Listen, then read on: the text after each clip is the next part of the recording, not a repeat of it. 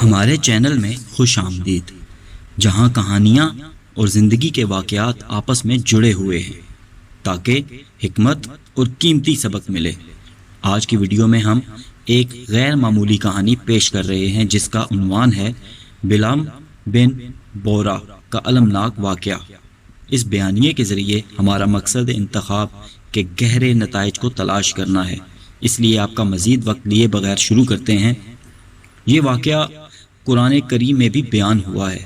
اس کا نام بلعام بن بورا ہے۔ یہ بھی کہا گیا ہے کہ اس کا نام صفی بن راہب تھا۔ یہ بھی کہا گیا ہے کہ یہ بلقا کا ایک شخص تھا جو اسم اعظم جانتا تھا اور جہارین کے ساتھ بیت المقدس میں رہا کرتا تھا۔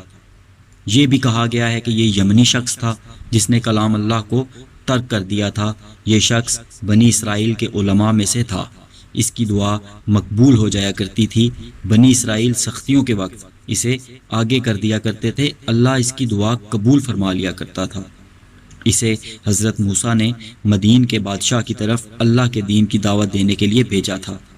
اس عقل مند بادشاہ نے اسے مکر و فریب سے اپنا کر لیا، اس کے نام کئی گاؤں کر دیے اور بہت کچھ انعام و اکرام دیا۔ یہ بد نصیب دین موسوی کو چھوڑ کر اس کے مذہب میں چلا گیا۔ حضور صلی اللہ علیہ وسلم کے زمانے کو بھی اس نے پایا، آپ کی آیات دیکھیں اور معجزے بھی اپنی آنکھوں سے دیکھ لیے۔ ہزارہا لوگوں کو دین حق میں داخل ہوتے دیکھا، لیکن مشرکین کے میل جول، ان میں امتیاز، ان میں دوستی اور وہاں کی سرداری کی ہوس نے اسے اسلام اور قبول حق سے روک دیا۔ اس نے بدری کافروں کے ماتم میں مرثیے کہے۔ بعض احادیث میں وارد ہے کہ اس کی زبان تو ایمان لا چکی تھی لیکن دل مومن نہیں ہوا تھا۔ کہتے ہیں کہ اس شخص سے اللہ تعالیٰ نے وعدہ کیا تھا کہ اس کی دعائیں جو بھی کرے گا مقبول ہوں گی۔ اس کی بیوی نے ایک مرتبہ اس سے کہا کہ ان 3 دعاؤں میں سے ایک دعا میرے لیے کر۔ اس نے منظور کر لیا اور پوچھا کیا دعا کرانا چاہتی ہو؟ اس نے کہا کہ اللہ تعالیٰ مجھے اس قدر حسن و خوبصورتی عطا فرمائے کہ زیادہ حسین عورت بنی اسرائیل میں کوئی نہ ہو۔ اس نے دعا کی اور وہ ایسی ہی حسین ہو گئی۔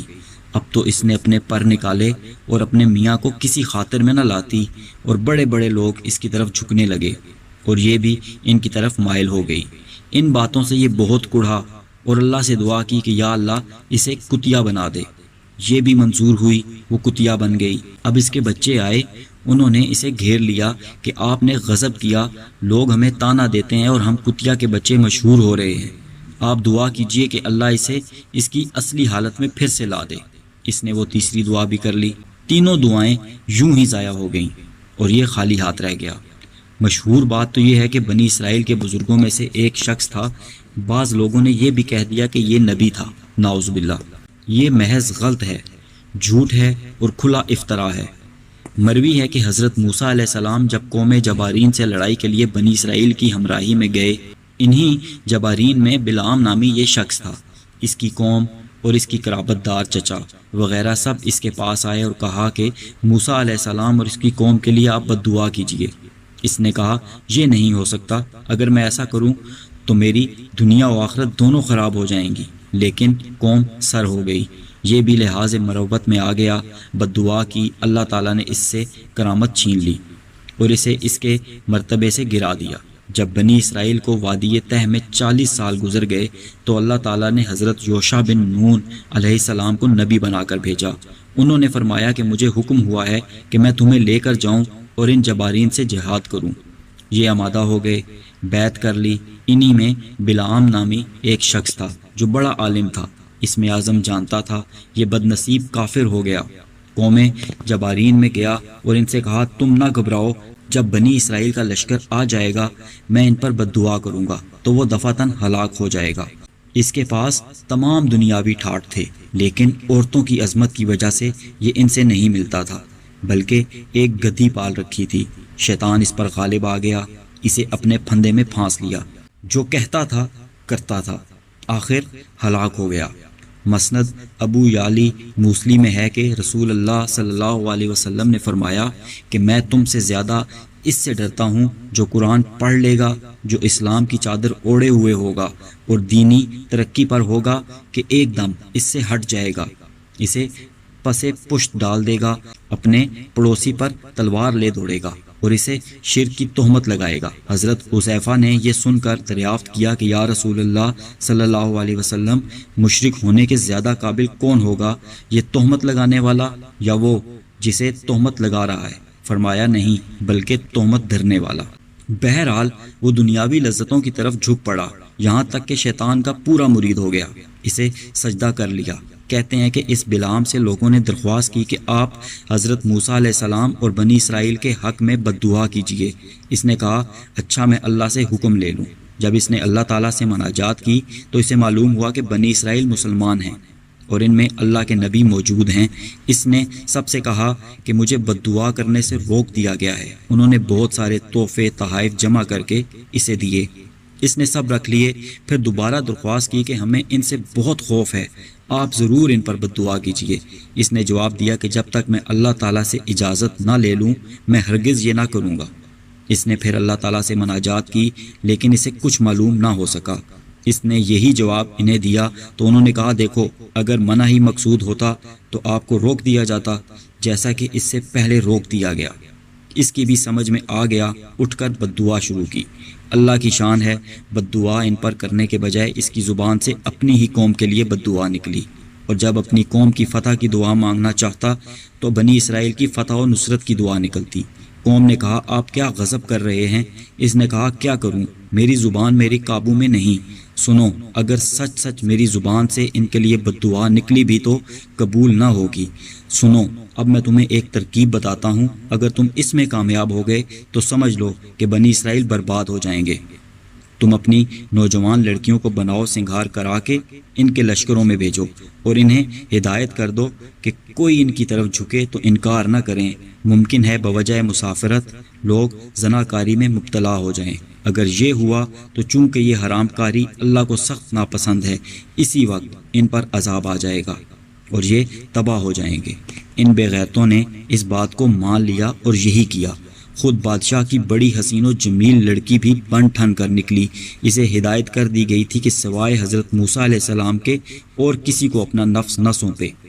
یہ عورتیں جب بنی اسرائیل کے لشکر میں پہنچیں تو عام لوگ بے قابو ہو گئے، حرام کاری سے بچ نہ سکے۔ شہزادی بنی اسرائیل کے ایک سردار کے پاس پہنچی۔ اس سردار نے اس لڑکی پر ڈورے ڈالے لیکن اس لڑکی نے انکار کیا۔ اس نے بتایا کہ میں فلاں فلاں ہوں۔ اس نے اپنے باپ سے بلعام سے پوچھوایا، اس نے اجازت دی۔ یہ خبیث اپنا منہ کالا کر رہا تھا جسے حضرت ہارون علیہ السلام کی اولاد میں سے کسی صاحب نے دیکھ لیا اور اپنے نیزے سے ان دونوں کو قتل کر دیا۔ اللہ تعالیٰ نے اس کے دست و بازو قوی کر دیے، اس نے یوں ہی ان دونوں کو جھپٹے ہوئے اٹھا لیا۔ لوگوں نے بھی انہیں دیکھا۔ اب اس لشکر پر عذاب رب بشکل طاعون آیا اور 70,000 آدمی فوراً ہلاک ہو گئے۔ بلعام اپنی گدھی پر سوار ہو کر چلا، وہ ایک ٹیلے پر چڑھ کر رک گئی۔ اب بلعام اسے مارتا پیٹتا ہے لیکن وہ قدم نہیں اٹھاتی۔ آخر گدھی نے اس کی طرف دیکھا اور کہا مجھے کیوں مار رہا ہے، سامنے دیکھ کون ہے۔ اس نے دیکھا تو شیطان لعین کھڑا ہوا تو یہ اتر پڑا اور سجدے میں گر گیا، الغرض ایمان سے خالی ہو گیا۔ ایک اور روایت میں ہے کہ قوم کے زیادہ کہنے سننے سے جب یہ اپنی گدھی پر سوار ہو کر بد دعا کے لیے چلا تو اس کی گدھی بیٹھ گئی۔ اس نے اسے مار پیٹ کر اٹھایا، کچھ دور چل کر بیٹھ گئی۔ اس نے اسے پھر مار پیٹ کر اٹھا لیا۔ اسے اللہ نے زبان دی۔ اس نے کہا تیرا ناس ہو جائے، تو کہاں اور کیوں جا رہا ہے؟ اللہ کے مقابلے میں اس کے رسول سے لڑنے اور مومنوں کے نقصان دلانے جا رہا ہے؟ دیکھ تو صحیح، فرشتے میری راہ روک کے کھڑے ہیں۔ اس نے پھر بھی کچھ خیال نہ کیا، آگے بڑھ گیا۔ جب بان نامی پہاڑی پر چڑھ گیا جہاں سے بنی اسرائیل کا لشکر سامنے ہی نظر آتا تھا، اب ان کے لیے بد دعا اور اپنی قوم کے لیے دعا کرنے لگا، لیکن زبان الٹ گئی۔ دعا کی جگہ بد دعا اور بد دعا کی جگہ دعا نکلنے لگی۔ قوم نے کہا کیا کر رہا ہے؟ کہا بے بس ہوں۔ اسی وقت اس کی زبان نکل پڑی، سینے پر لٹکنے لگی۔ اس نے کہا لو میری دنیا بھی خراب ہوئی اور دین تو بالکل برباد ہو گیا۔ پھر اس نے خوبصورت لڑکیاں بھیجنے کی ترکیب بتائی جیسے کہ پہلے بیان ہوا ہے، اور کہا کہ اگر ان میں سے ایک نے بھی بدکاری کر لی تو ان پر عذاب رب آ جائے گا۔ ان عورتوں میں سے ایک بہت ہی حسین عورت جو کنواری تھی اور جو سور نامی ایک رئیس کی بیٹی تھی، وہ جب بنی اسرائیل کے ایک بہت بڑے سردار زمری بن شمعون کے پاس سے گزری جو شمعون بن یعقوب کی نسل میں سے تھا، وہ اس پر فریفتہ ہو گیا۔ دلیری کے ساتھ اس کا ہاتھ تھامے ہوئے حضرت موسیٰ علیہ السلام کے پاس گیا اور کہنے لگا، آپ تو شاید کہہ دیں گے کہ یہ مجھ پر حرام ہے۔ آپ نے کہا، بے شک۔ اس نے کہا، میں آپ کی یہ بات تو نہیں مان سکتا۔ اسے اپنے خیمے میں لے گیا اور اس سے اپنا منہ کالا کرنے لگ گیا۔ وہیں اللہ تعالیٰ نے ان پر طاعون بھیج دیا۔ حضرت فہاس بن غیرار بن ہارون اس وقت لشکرگاہ سے کہیں باہر گئے ہوئے تھے۔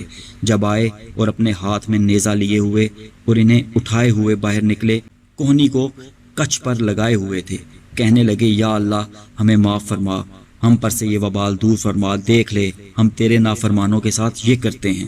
ان کی دعا اور اس فعل سے طاعون اٹھ گیا، لیکن اتنی دیر میں جب حساب لگایا گیا تو 70,000 آدمی اور ایک روایت کی روح سے 80,000 آدمی مر چکے تھے۔ دن کا وقت تھا اور کنانیوں کی یہ لڑکیاں سودا بیچنے کے بہانے صرف اس لیے آئی تھیں کہ یہ بنی اسرائیل بدکاری میں پھنس جائیں اور ان پر عذاب آ جائے۔ بنی اسرائیل میں اب تک یہ دستور چلا آ رہا ہے کہ وہ اپنے ذبیح میں سے گردن اور دست اور سری اور ہر قسم کا سب سے پہلا پھل فخاص کی اولاد کو دیا کرتے ہیں۔ اللہ کا فرمان ہے کہ اس کی مثال کتے کی سی ہے کہ خالی ہے تو ہانپتا ہے اور دھتکارا جائے تو ہانپتا رہتا ہے۔ یا تو اس مثال سے یہ مطلب ہے کہ بلعام کی زبان نیچے کو لٹک پڑی تھی جو پھر اندر کو نہ ہوئی، کتے کی طرح ہانپتا رہتا تھا اور زبان باہر لٹکائے رہتا تھا۔ یہ بھی مانی ہے کہ اس کی ضلالت اور اس پر جمے رہنے کی مثال دی کہ اسے ایمان کی دعوت علم کی دولت غرض کسی چیز نے برائی سے نہ ہٹایا، جیسے کتے کی اس کی زبان لٹکنے کی حالت برابر قائم رہتی ہے، خواہ اسے پاؤں تلے روندو یا خواہ چھوڑ دو۔ جیسے بعض کفار مکہ کی نسبت فرمان ہے کہ انہیں واعظ و پند کہنا نہ کہنا سب برابر ہیں، انہیں ایمان نصیب نہیں ہونے کا، اور جیسے بعض منافقوں کی نسبت فرمان ہے کہ ان کے لیے تو استغفار کر یا نہ کر، اللہ انہیں نہیں بخشے گا۔ یہ بھی مطلب اس مثال کا بیان کیا گیا ہے کہ ان کافروں، منافقوں اور گمراہ لوگوں کے دل بودے اور ہدایت سے خالی ہیں، یہ کبھی مطمئن نہیں ہوتے۔ پھر اللہ عز و جل نے اپنے نبی صلی اللہ علیہ وسلم کو حکم دیتا ہے کہ تو انہیں نصیحت کرتا رہ تاکہ ان میں سے جو عالم ہیں وہ غور و فکر کریں، اللہ کی راہ پر آ جائیں، یہ سوچیں کہ بلعام ملعون کو کیا حال ہوا۔ دینی علم جیسی زبردست دولت کو جس نے دنیا کی سفری راحت پر کھو دیا، آخر نہ یہ ملا نہ وہ، دونوں ہاتھ خالی رہ گئے۔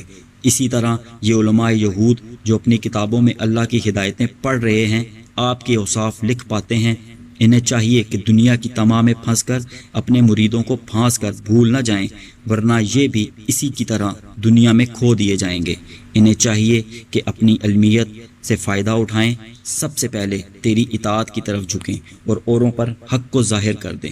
دیکھ لو کہ کفار کی کیسی بری مثالیں ہیں کہ کتوں کی طرح صرف نگلنے، اگلنے اور شہوت رانی میں پڑے ہوئے ہیں۔ پس جو بھی علم و ہدایت کو چھوڑ کر خواہش نفس کے پورا کرنے میں لگ جائے وہ بھی کتے جیسا ہی ہے۔ حضور صلی اللہ علیہ وسلم فرماتے ہیں، ہمارے لیے بری مثالیں نہیں، اپنی ہبہ کی ہوئی چیز کو پھر لے لینے والا کتے کی طرح ہے جو کہہ کر کے چاٹ لیتا ہے۔ پھر فرمایا کہ گناہگار لوگ اللہ کا کچھ بگاڑتے نہیں، یہ تو اپنا ہی خسارہ کرتے ہیں۔ اطاعت مولا سے ہٹا کر خواہش کی غلامی، دنیا کی چاہت میں پڑھ کر اپنے دونوں جہان خراب کرتے ہیں۔